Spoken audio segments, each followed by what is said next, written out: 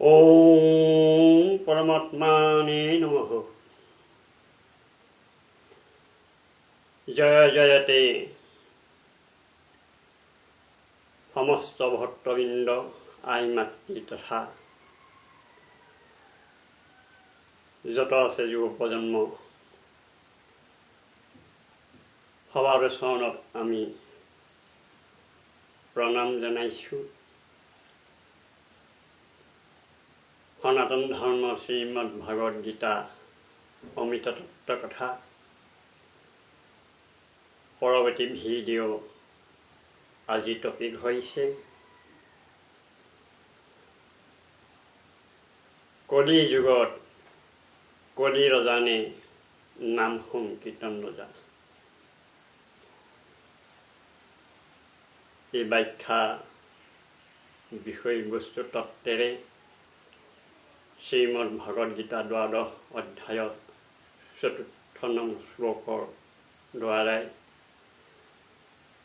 আমি এই মহাতত্ত্ব পৰমাত্মা শ্ৰীকৃষ্ণ গুণানুকীৰ্তনৰ তত্ত্ব কথা ভিডিঅ' আপোনাৰ সবৰ চৰণত আমি অৰ্পণ কৰিছোঁ। অজানিতে হোৱা ভুল ত্ৰুটিবোৰ আপোনাৰ সবে আগতীয়াকৈ আমি আপোনাৰ সবৰ চৰণত ক্ষমা প্ৰাৰ্থনা বিচাৰিছোঁ। আৰু লগতে আপোনাৰ সবৰ চৰণত আমাৰ এইটো কৰুণ বিনীত অনুৰোধ যে আপোনাৰ সমস্ত শ্ৰোতা ভক্তই যত আছে বন্ধু বান্ধৱ সকলোৱে আমাৰ এই চেনেলটো ছাবস্ক্ৰাইব কৰি দি আমাক যেন সহায় কৃতাৰ্থ কৰে। আমি ভিডিঅ'লৈ আগবাঢ়োঁ। শ্ৰদ্ধা সহকাৰে আপোনাৰ সবে শ্ৰৱণ কৰক।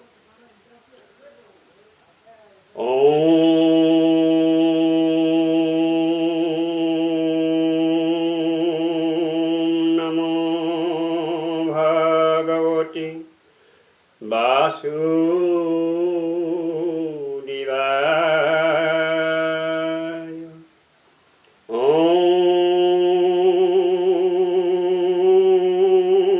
নমো ভগৱতী বাসুদেৱায়।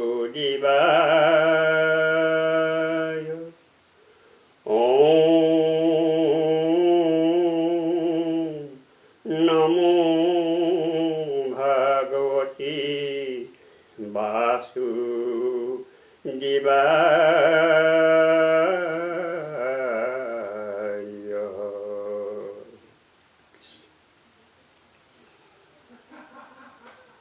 শ্ৰীমদ ভাগৱত গীতা দ্বাদশ অধ্যায় ৪ৰ্থ নং শ্লোকত পৰমাত্মা ভগৱান শ্ৰীকৃষ্ণই কৈছে যে ক্লেশোধিকস্তৰস্তে সামগ্ৰক্তাসক্তচেতসং ইয়াবচ্চাহি গতিৰম দুঃখম দেহ বুদ্ধি বদিৰ ব্যাপতে। অৰ্থাৎ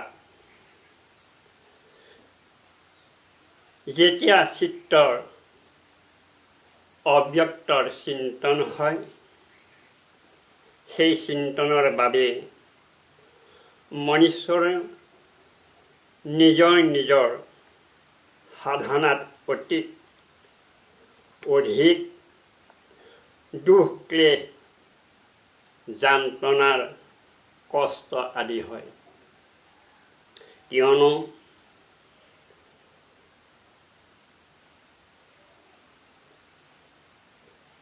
এই দুখ কষ্টৰ অভিমান যান্ত্ৰণা কেৱল মনুষ্যৰ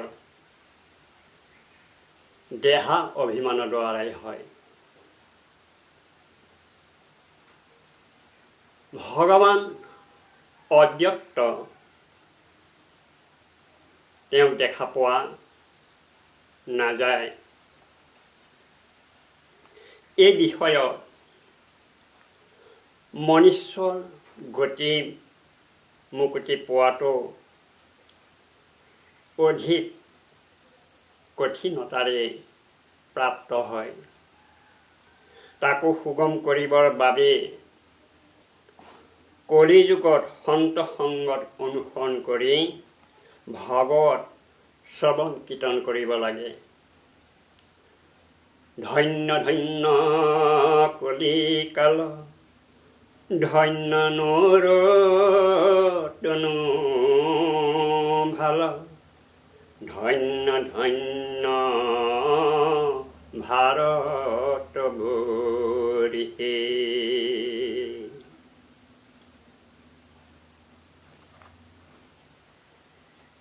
কলিকাল ধন্য ধন্য,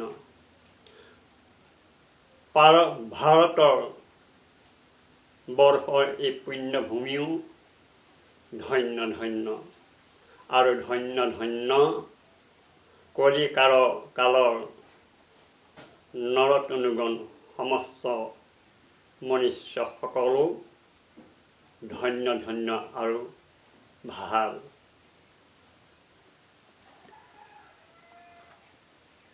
এতিয়া প্ৰশ্ন হৈছে যে কলি যুগত কলি ৰজানে নাম সংকীৰ্তন ৰজা।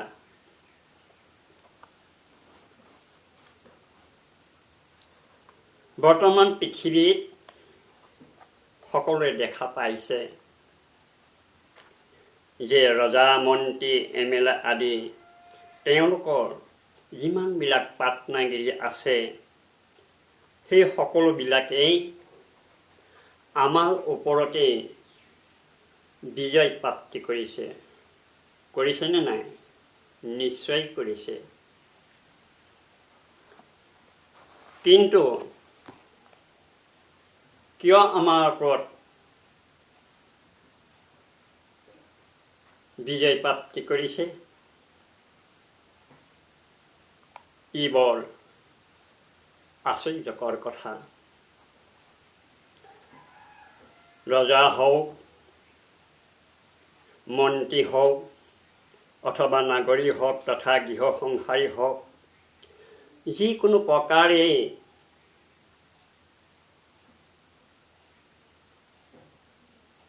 কাল আৰু মায়াৰ অধীন নহয় জানো বাৰু? যেতিয়া মনুষ্যৰ মায়া মোহত অধীন হয় তেতিয়া কল্কি ভগৱানৰ অৱতাৰ হয় আৰু মনুষ্যৰ মাজত আত্মসংযমতা তুচ্ছ ফল হয়।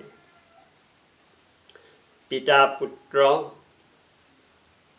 ভাই ভগিন ভনী, জ্ঞাতি বন্ধুৰ মাজতো কাজিয়া কৰে, মাৰপিট কৰে। এনে প্ৰকাৰৰ ৰজাসকলৰ কাহিনীও তদ্ৰুপ। আনক মাৰিও তেওঁলোক নিজে মৰি গৈছে। পিঠু পুৰুৰবা, গাধী নহু, ভৰত সহস্ৰবাহু অৰ্জুন আৰু মানধাতা সগৰ ৰাম খতবংশ ধুন্ধুমা ৰঘু তৃণবিন্ধু যজাতি সৰ্জাতি শান্তনু গম ভগীৰথ কুবলাস্য কুটস্থ নল নীল হিৰণ্যকশিপুৰ ভূমাসু হিৰণ্যাক্ষ আৰু তাৰকাসুৰ আদি তথা বহুতো শক্তিশালী আছিল। কিন্তু এওঁলোকৰ মাজত কিছু সুৰ বুলি বুজি পাইছিল কিন্তু সেইসকলৰ মাজত তেওঁবিলাকৰ কোনেও মৃত্যু হাতৰ পৰা মৃত্যুৰ গ্ৰাসতেই তেওঁলোক বলি হৈ পৰিছিল। কোনেও মৃত্যু হাতৰ পৰা আজিলৈকে হাত সাৰিব পৰা নাই। তেওঁলোকৰ আশা ভৰসা লালসা কামনা ঈশ্বৰে পূৰণ কৰিবলৈ নিদিয়ে। কেৱল তেওঁলোকৰ শৰীৰ ই বলৰ পুৰুষাৰ্থ কেৱল মাত্ৰ। তেওঁলোকৰ কিন্তু ঈশ্বৰৰ মায়াক নাজানে, ঈশ্বৰৰ মায়াক বুজি নাপায়। শেষত সেইসকলৰ কাহিনীহে থাকি গৈছে। কলিযুগ আহিল যে জগতত এই সংসাৰত বৰ বৰ প্ৰতাপী আৰু মহান পুৰুষো হৈ আছে। তেওঁলোকৰ যশ বিস্তাৰ কৰি চলি গৈছে।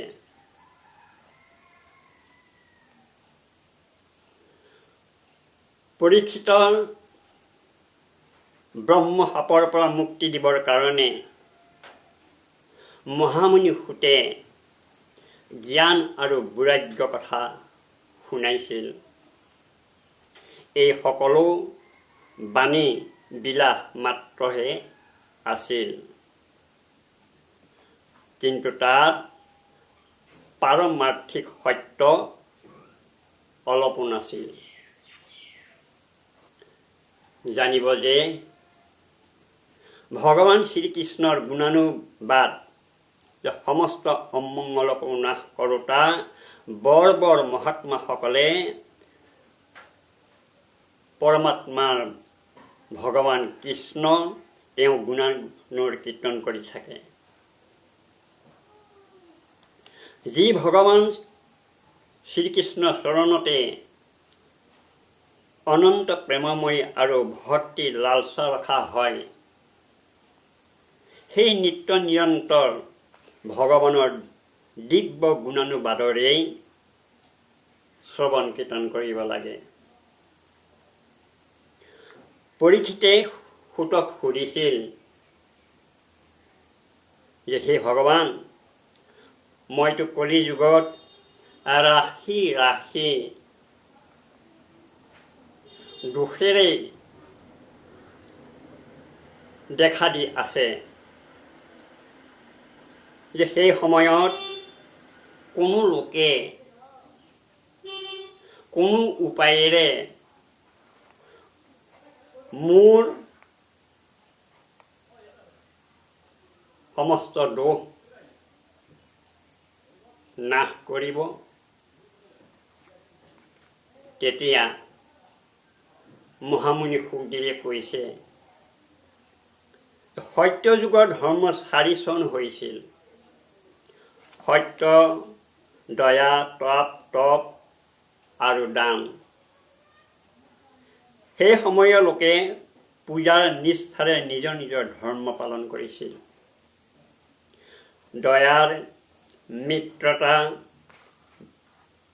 ব্যৱহাৰে ইন্দ্ৰিয় মন এই মনক বশ কৰি দুখ সুখ আদি সমান ভাৱেৰে সহন কৰিব পাৰিছিল। সত্য যুগত যে সকলো লোকে আত্মসমদৰ্শী আৰু আত্মৰাম হৈছিল। স্বৰূপ স্থিতি কাৰণ অভ্যাসে ই তৎপৰ আছিল। যিহেতু ধৰ্ম সমান অধৰ্মৰো 4 চৰণ হয়। অসত্য, হিংসা, অসন্তোষ আৰু ক্লেশ, কলহ। তেতা যুগত 4 চৰণ ক্ষীণ হৈ গ'ল। সেই সময়ত ব্ৰাহ্মণতেই প্ৰধান্যতা আছিল। তথাপিও লোকসকলে হিংসা, লম্পট, এই অক্ষুণ্ণতা অভাৱ আছিল। সকলো লোকেই কৰ্মকাণ্ড, তপস্যা, নিষ্ঠা ৰাখিছিল। ধৰ্ম আৰু কামৰূপ এই 3 বৰ্গকেই সেৱন কৰিছিল। কৰ্ম প্ৰতিপাদক বেদৰ পাৰদৰ্শিতাত বিদ্বান হৈছিল। দ্বাপৰ যুগত হিংসা, অসন্তোষ, মিছা আৰু দ্বেষ্টতাৰে অধৰ্মৰ 4 চৰণ বৃদ্ধি হৈ গ'ল। ইয়াৰ কাৰণ ধৰ্মৰ 4 চৰণ সত্য, দয়া, দান আধা আধাই ক্ষীণ হৈ গ'ল। সেই সময়ত লোকসকলে বৰ যশস্বী, কৰ্মকাণ্ডী আৰু বেদ অধ্যয়নত তৎপৰ হৈছিল। লোকসকলৰ কুটুম্ববিলাক ধনী, মানী আৰু সুখী আছিল। ক্ষত্ৰিয় আৰু ব্ৰাহ্মণ 2 বৰ্গৰ প্ৰাধান্যতা আছিল। কিন্তু এতিয়া কলি যুগতো অধৰ্মৰ 4 চৰণ অত্যন্তই বাঢ়ি গৈছে।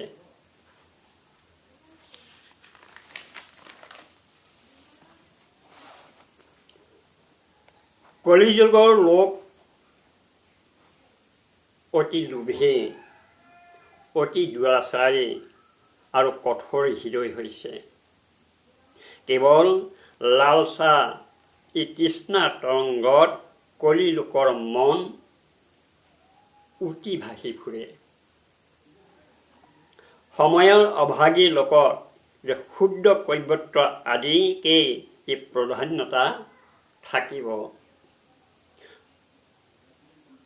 সকলো প্ৰাণীতে 3 গুণ হ'ব।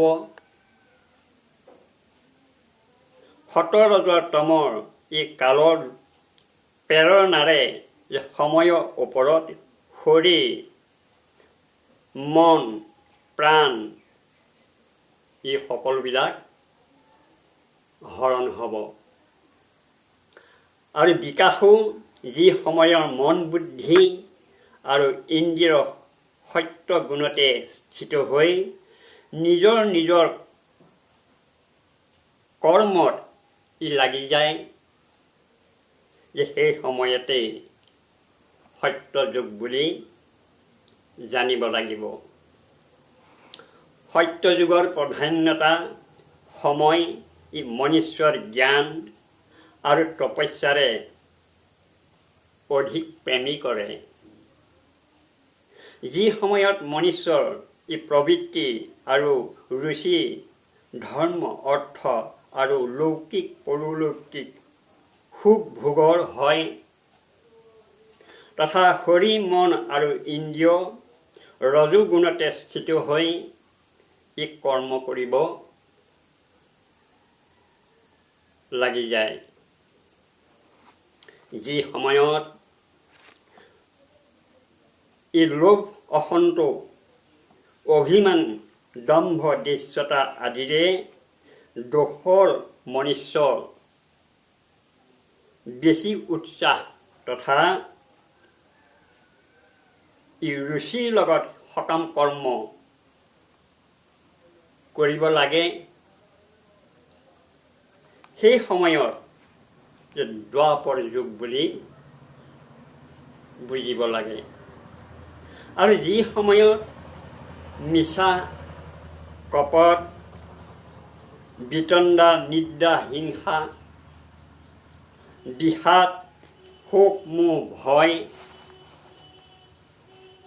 এইবিলাক আদিৰে দিনটো প্ৰাধান্যতা হয়। সেয়ে তমোগুণ প্ৰধান কলিযুগ বুলি বুজিব লাগে। যেতিয়া কলিযুগৰ ৰাজ্য হয় তেতিয়া লোকসকলৰ দৃষ্টি ক্ষুদ্ৰ হৈ যায়। অধিকাংশ লোকসকল নিধনী হয়, কিন্তু তেওঁলোকে বেছিকৈ খায়। তেওঁলোকৰ ভাগ্য বহুত মন্দ। চিত্ৰত বেছি কামনাই হৈ থাকে। স্ত্ৰীসকলৰ মাজত দৃষ্টতাৰ কুলতা পনৰ বৃদ্ধি হৈ যায়। সকলো দোষতে গাঁৱে গাঁৱে লুটপাটৰ প্ৰাধান্যতা প্ৰচুৰ পৰিমাণে বৃদ্ধি হয়। পাখণ্ড লোকে নতুন নতুন মতেৰে চল চালাহী কৰি বেদৰ তাৎপৰ্যতাৰ বাহী কৰে আৰু কলংকিতও হৈ যায়। ৰজাই প্ৰজাৰ ওপৰত অন্যায় চালাকেৰে প্ৰজাৰ ধন শোষণ কৰে। ব্ৰাহ্মণসকলে কেৱল নিজৰ ইন্দ্ৰিয় তৃপ্তি কৰে। ব্ৰহ্মচাৰী লোকসকলে ব্ৰহ্মচাৰ্যক হতাই অপবিত্ৰতাই থাকিবলৈ লয় আৰু তেওঁলোকে অন্য ভিক্ষা দিয়াৰ বদলি নিজে ভিক্ষা মাগি ফুৰে। বানপন্থীসকলে বনত নাথাকে, গাঁৱতে থাকে আৰু সন্ন্যাসীসকলে ধনতে অত্যন্ত লোভী হয়। তেওঁলোকে সন্ন্যাসী গুচি পিশাচ হয়। স্ত্ৰীসকলে কুলৰ মৰ্যাদা উলংঘন কৰি স্ত্ৰী সন্তান আদি বেছিকৈ জন্মায়। চুৰি কপটতাত নিপুণ হয়। ধনী লোকে যিজন সৎপুৰুষ তেওঁ নিন্দা কৰে। সেৱকী যিমান পুৰণি নহওক কিয়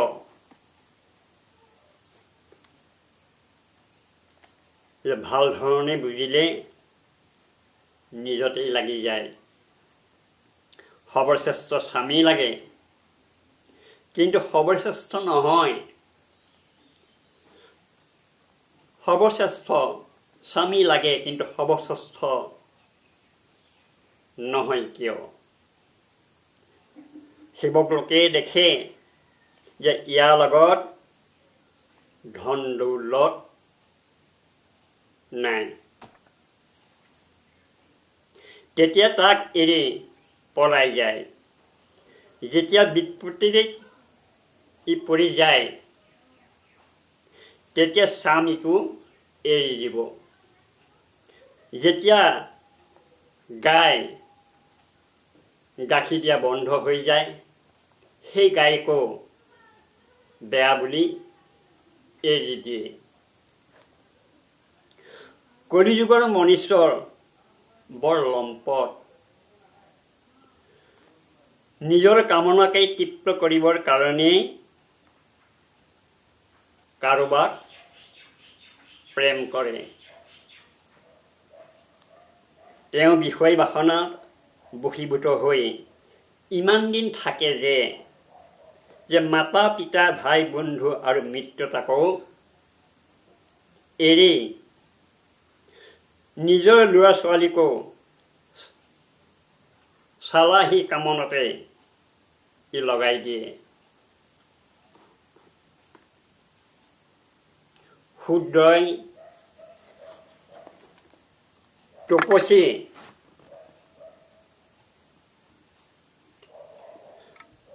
সূৰ্যই টিপচি ভেষ ধৰি নিজৰ পেট ভৰাই আৰু দান লোৱাত লাগি যায়। যেনেকৈ ধৰ্মত ৰাতি দিন ৰতি থাকিলেও তেওঁলোকৰ ধৰ্ম জ্ঞান নহয়।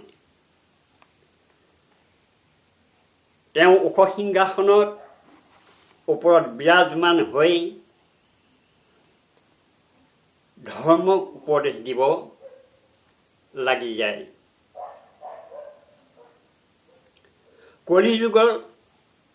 কলিযুগৰ প্ৰজা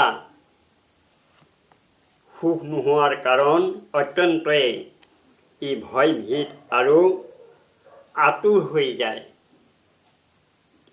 এক দুৰ্ভিক্ষ আৰু দ্বিতীয় ই শাসকৰ কৰ বৃদ্ধি। প্ৰজাৰ শৰীৰত কেৱল অস্তিপম জড়জাতি, মনত কেৱল উদ্বেগৰ শেষ ৰৈ আছে।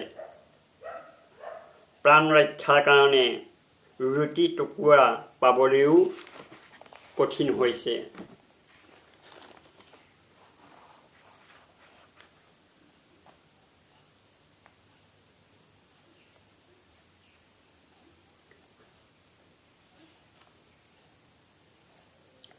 প্ৰজাৰ শৰীৰ ঢাকিবৰ কাৰণে বস্ত্ৰ আৰু পেটৰ জ্বালা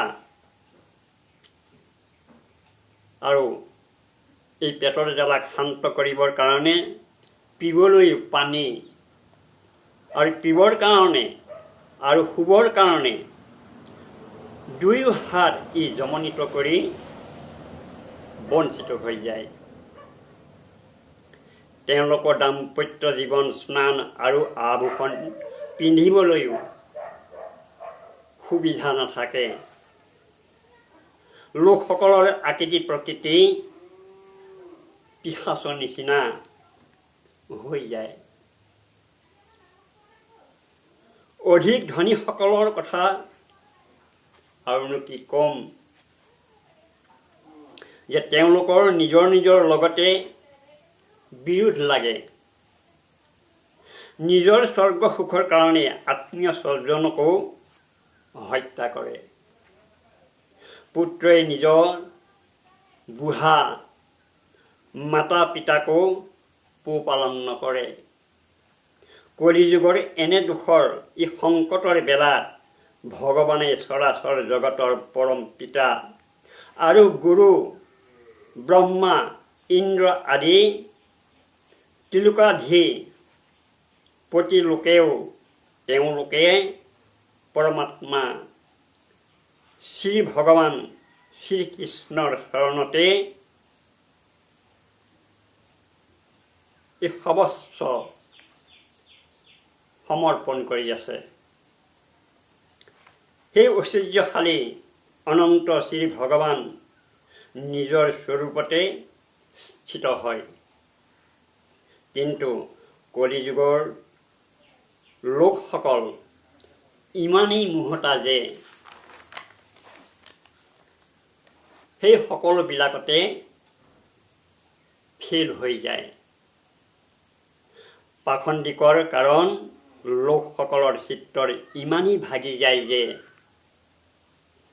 প্ৰায় লোকৰ নিজৰ কৰ্ম ভগৱানৰ দ্বাৰা ভগৱানৰ পূজা কৰাৰো বিমুখ হৈ যায়। মনুষ্যৰ মৰণৰ সময়ত ই আতুৰতাৰ স্থিতিত অথবা পিছলিছে। সময় বিবহ হ'লেও যে ভগৱানৰ কোনো এক নাম যদি স্মৰণ কৰি লয় তেতিয়া তেওঁ সেই কৰ্মৰ বন্ধন ছিন্ন ভিন্ন হৈ যায়। কিন্তু হাই কলিযুগ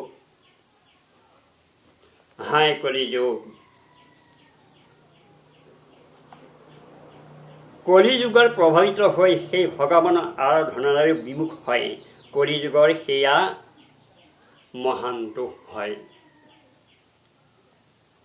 কুলৰ বস্তুৰ ই দূষিত হৈ যায় যে সকলো দোষৰ মূল স্ৰোতটো অন্তঃকৰণেই। কিন্তু পুৰুষোত্তমৰ পুৰুষোত্তম ভগৱানৰ হৃদয়ত আহি যেতিয়া বিৰাজিত হয় তেতিয়া তেওঁ এক নামৰ চমনৰ সানিধি মাত্ৰেই যে সকলো দোষ নষ্ট ভস্ত হৈ যায়। ভগৱানৰ ৰূপ গুণ লীলাধাম আৰু নামৰ শ্ৰৱণ কীৰ্তন ই ধ্যান পূজন আৰু আদৰ্শৰে সেই মনুষ্যৰ হৃদয়তে আহি পৰমাত্মা ভগৱান বিৰাজমান হয়। আৰু 1-2 জন্মৰ পাপৰ কথানো কি ক'ম, বা 1-2 জন্মৰ পাপৰ কথা কি হ'ব পাৰে, যে হাজাৰ হাজাৰ জন্মতো এই পাপৰ ধাৰো ক্ষণ ভৰতেই ভস্ম হৈ যায়। যেনেকৈ সোণৰ লগত অগ্নি সংযুক্ত সেই ধাতু সম্বন্ধী মলিনতা আদি ই দোষকো নষ্ট কৰি দিয়ে, এনেকৈয়ে যে মনুষ্যৰ সাধক ভক্তৰ হৃদয়তো স্থিত হৈ ভগৱানৰ বিষ্ণু তেওঁ অশুভ সংকটকো সদায়ে দূৰ কৰি দিয়ে। যেতিয়া পৰীক্ষিত বিদ্যা তপস্যা প্ৰণায়াম সমস্ত প্ৰাণীতে প্ৰতি মিত্ৰভাৱ তীৰ্থস্নান ব্ৰতদান আৰু তপ জপ আদি কোনো সাধনাৰেও যে মনুষ্যৰ অন্তঃকৰণৰ এইটোৱেই বাস্তৱিক শুদ্ধি নহয় জানো বাৰু? যেনেকৈ শুদ্ধি ভগৱানৰ পুৰুষোত্তমৰ হৃদয়তে বিৰাজমান হৈ যোৱা কাৰণেই হয়। পৰীক্ষিতৰ মৃত্যুৰ সময়ৰ নিকটত আহি গ'ল। এতিয়া আমিও সাৱধান হোৱাটো অত্যন্তই উচিত। পূৰ্ণ শক্তি আৰু অন্তঃকৰণৰ বৃত্তিৰে ভগৱান শ্ৰীকৃষ্ণৰ প্ৰত্যেকেই নিজৰ হৃদয় সিংহাসনৰ ওপৰত বহুৱাই লৈ এনে ভগৱত তত্ত্বৰ যে ভগৱানৰ গুণানুকীৰ্তন শ্ৰৱণ আদি কৰাটো অৱশ্যেই স্বাভাৱিক। মনুষ্যৰ ভগৱত প্ৰাপ্তি হ'বই হ'ব। যিকোনো মৃত্যুৰ নিকট পাইছেগৈ, যি লোকে মৃত্যুৰ নিকট পাইছেগৈ তেওঁ সকলো প্ৰকাৰৰে যে পৰম ঐশ্বৰ্যশালী পৰমাত্মা শ্ৰীকৃষ্ণ ভগৱানকেই ধ্যান কৰিব লাগে। সকলোৰে পৰম আশ্ৰয়দাতা পৰমাত্মাৰ ভগৱান ধ্যান কৰোঁতা লোকৰ নিজে যে নিজৰ ভগৱানৰ স্বৰূপতেই লীন কৰি দিয়ে। নিজেই নিজৰ ভগৱানতেই নিজকেই লীন কৰি লয়। ভগৱানে এই স্বৰূপ তেওঁ কৃপাৰেই বনাই দিয়ে। এই হৈছে কলিযুগৰ মনুষ্যৰ দোষৰ খাজনা।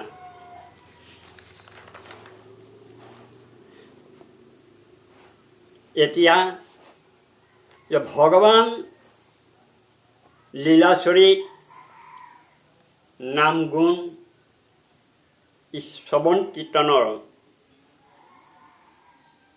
কলিযুগৰ লোকসকলৰ বাবে বহুত আৰু বৰ মহত্বগুণ। কলিযুগত কেৱল ভগৱান শ্ৰীকৃষ্ণক সংকীৰ্তন কৰা মাত্ৰকেই সকলো আসক্তি টুটি যায়। আৰু পৰমাত্মা প্ৰাপ্তি হৈ যায়। সত্য যুগত ভগৱানৰ ধ্যান, সত্য যুগত ভগৱানক ধ্যান কৰা, ত্ৰেতাত বৰ যজ্ঞ কৰা আৰু দ্বাপৰত বিধিপূৰ্বক তেওঁক পূজা কৰা, যি ফল হৈছিল বা যি ফল পাইছিল বা যি ফল পায়, সেই সকলো ফল কলি যুগত মনুষ্যই কেৱল ভগৱান শ্ৰীকৃষ্ণ গুণানুকীৰ্তন কৰিলেই এই সকলো ফল প্ৰাপ্তি হৈ যায়। ওম তৎসৎ ইতি।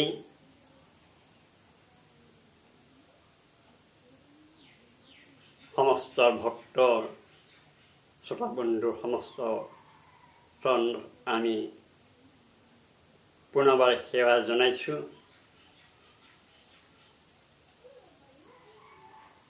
এই ভিডিঅ'ত ঈশ্বৰৰ গুণানুকীৰ্তনবাদৰ যি ব্যাখ্যাকেইটাৰে আমাৰ ভাষ্য ভাষিত হৈছে, তাত হয়তো বহুতো দুখ ক্ৰুটি ৰৈ গৈছে।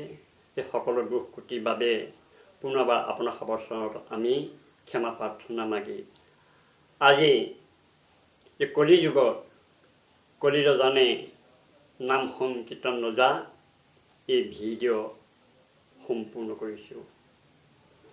কৃষ্ণ কৃষ্ণ কৃষ্ণ কৃষ্ণ। ওম তৎসৎ।